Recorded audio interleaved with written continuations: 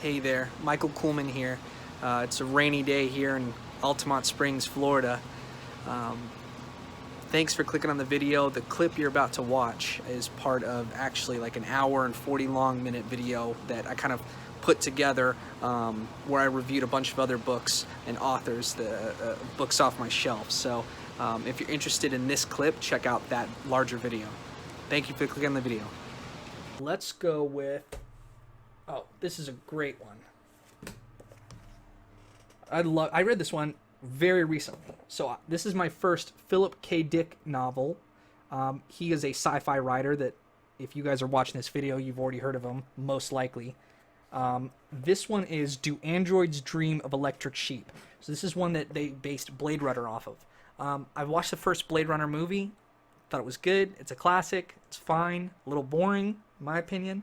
But then I loved Blade Runner 2049. I think the visuals are awesome. I love the subtlety of it. Me and Corey we gotta watch that movie. I watched it pretty recently, and then just do a podcast on that because that movie's awesome. This is the book that Blade Runner, the movie, was based on, and this is much more contained of a story, and the author is an unreliable narrator, and there's a lot of double backing, if that makes sense. Like, he might be an android. It takes place in dystopian future, on Earth, I believe in the year 2019.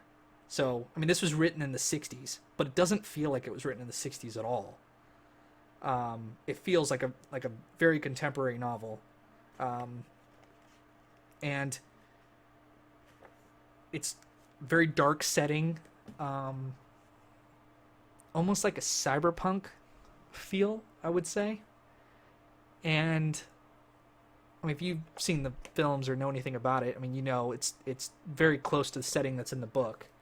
And what's super interesting is that most humans have left Earth at the time this novel takes place. So the people that have remained are kind of like, what are you doing here? Like, there's our main character is a private investigator, and so he works for the police force, and he's a bounty hunter that goes and kills the remaining androids, and androids look like humans, but they don't act like it, and so he's one of the specialists that can ask a certain series of questions, and based on the responses, it's almost like a Turing test in real time.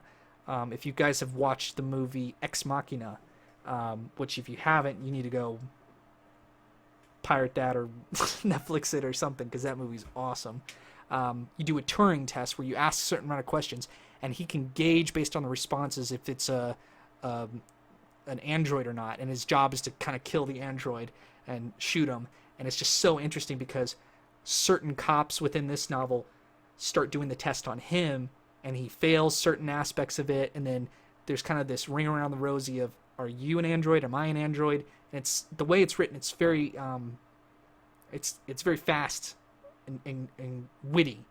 And if you stayed on Earth, it's like there's one character who's not very intelligent who has a whole apartment complex to himself, and he uses this VR machine, and that's his like one pride and joy. And then androids come and kind of shack up with him, and the events all kind of culminate in the end to an exciting conclusion. So I mean, I just had a great time. This Philip K. Dick is, I've read, you know what? This isn't the first novel I've read from him. I read Ubik. Yeah, Ubik, I'm not going to remember as much, but I read this. We'll just check this off the list. This book is awesome. I liked Do Androids Dream of Electric Sheep a little better, but I'm going to reread this because this book threw me off. Why? For how weird it was. It was just, again, like unreliable narrators. Time is all distorted. He's jumping around different scenes. A lot of it's in his own head, the narrator's own head. You don't know what's real and what's not. You don't know if he's just thinking or if it's not quite stream of consciousness. I mean, there's a story that goes through. I mean, it's pretty clear to follow.